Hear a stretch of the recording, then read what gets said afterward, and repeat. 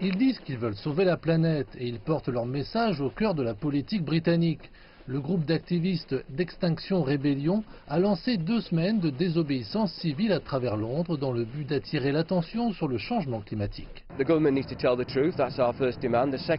gouvernement doit dire la vérité.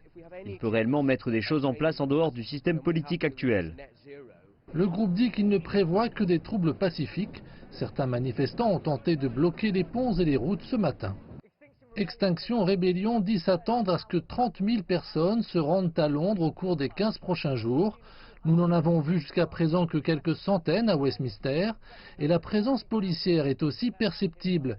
La dernière fois que des manifestations semblables se sont produites à Londres, c'était au mois d'avril, ce qui a abouti à plus d'1 millier d'arrestations. Cette fois-ci, les autorités espèrent pour empêcher toute forme de perturbation importante.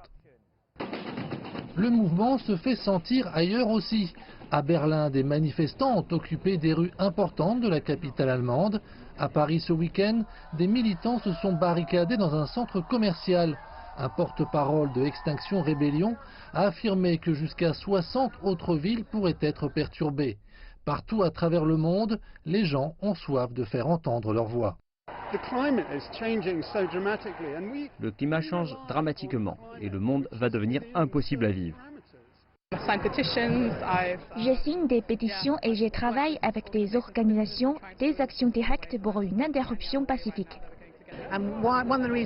C'est l'une des raisons pour lesquelles je suis ici. Il faut agir.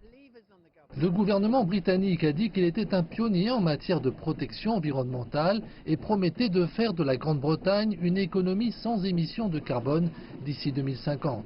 Mais le message de ceux qui descendent dans la rue est qu'ils continueront à manifester jusqu'à ce que les élus au pouvoir décident de les écouter.